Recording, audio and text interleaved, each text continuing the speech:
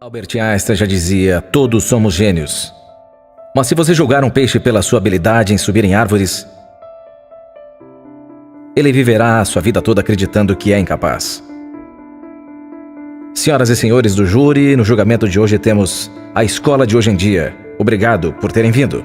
A escola de hoje em dia não força apenas que peixes subam em árvores, mas ainda o fazem descer e fazer uma corrida de 10 milhas. Me diga, escola, você tem orgulho das coisas que tem feito? Transformando milhões de pessoas em robôs. Você acha isso engraçado? Você tem ideia de quantas crianças se identificam com esse peixe? Nadando contra a corrente e nunca encontrando seus dons? Pensando que são estúpidas, acreditando que são inúteis? Mas chegou a hora. Chega de desculpas. Eu peço para a escola se levantar e acuso-a de matar a criatividade, a individualidade por ser intelectualmente abusiva. É uma instituição antiga que sobreviveu fazendo isso. Com isso, meritíssimo, encerro meu discurso de abertura. E se eu puder apresentar minhas evidências, eu provarei tudo isso. Continue.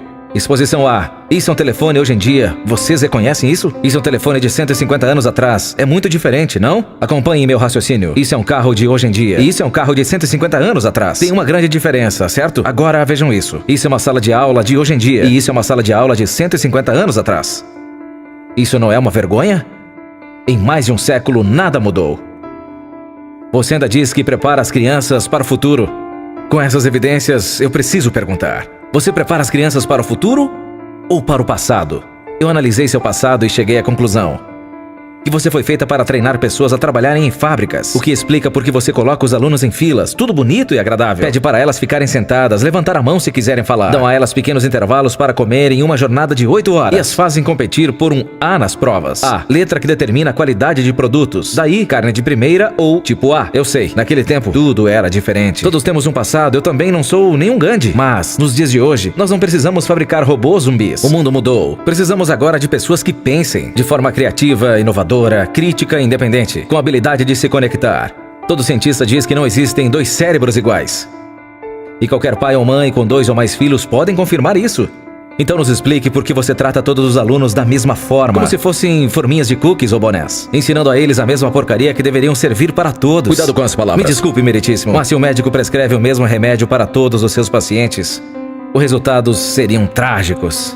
Muitas pessoas ficariam doentes. E quando falamos da escola, é exatamente isso que acontece. Péssimas práticas educacionais, onde um professor fica em pé na frente de 20 crianças, com diferentes pontos fortes, diferentes necessidades, diferentes dons, diferentes sonhos. E você ainda ensina a mesma coisa, da mesma maneira. Isso é horrível! Senhoras e senhores, a ré não deveria ser absolvida. Esse deve ser o caso com o maior número de delitos de todos os tempos. E ainda nem mencionamos a forma como você trata seus funcionários. Protesto. Negado, quero ouvir isso. Isso é uma vergonha! Quer dizer, os professores possuem o trabalho mais importante do planeta e mesmo assim são mal remunerados. Não é nenhuma surpresa que muitos estudantes não chegam lá. Sejamos francos, os professores deveriam ganhar tanto quanto os médicos, porque o médico pode realizar uma cirurgia cardíaca e salvar uma criança. Mas um bom professor pode tocar o coração daquela criança e fazer com que ela se sinta verdadeiramente viva. Professores são verdadeiros heróis que muitas vezes são culpados, mas não são o real problema. Eles trabalham em um sistema sem muitas opções ou direitos. Os currículos são criados por políticos. Muitos desses nunca deram sequer uma aula durante toda a vida. São obcecados por provas e testes. Eles pensam que uma prova de múltipla escolha irá determinar o sucesso. Isso é muito estranho. Na verdade, as provas são tão cruéis que deveriam ser abandonadas. Mas não acredite apenas em minhas palavras. Ouça, Frederick Kelly, o cara que inventou a prova, disse, e eu cito: essas provas são muito cruéis para serem utilizadas e devem ser abandonadas. Senhoras e senhores do júri, se continuarmos seguindo por esse caminho, os resultados serão letais. Eu não tenho muita esperança na escola, mas eu tenho muita esperança nas pessoas. Se conseguimos customizar o sistema de saúde, carros, páginas no Facebook, então o nosso dever é fazer o mesmo com a educação.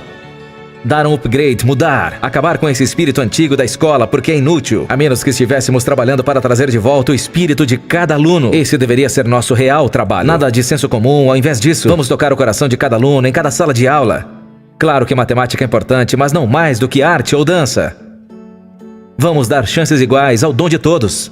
Sei que tudo isso parece um sonho, mas países como a Finlândia estão fazendo coisas incríveis. Eles encurtaram o tempo na escola, os professores são bem remunerados. Não existe lição de casa e estão depositando todas as fichas em colaboração ao invés de competição. Aí está o segredo. Meninos e meninas, o sistema educacional deles supera o de qualquer outro país no mundo.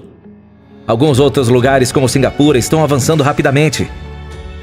Escolas como Montessori, programas como Khan Academy, não apenas um caminho, mas precisamos nos mexer. Enquanto os estudantes são 20% da população, ao mesmo tempo são 100% de nosso futuro. Portanto, vamos escutar os seus sonhos. Assim, não há o que não vamos conseguir atingir. Esse é o mundo em que eu acredito. Um mundo em que os peixes não serão mais forçados a subir em árvores. Encerro meu caso.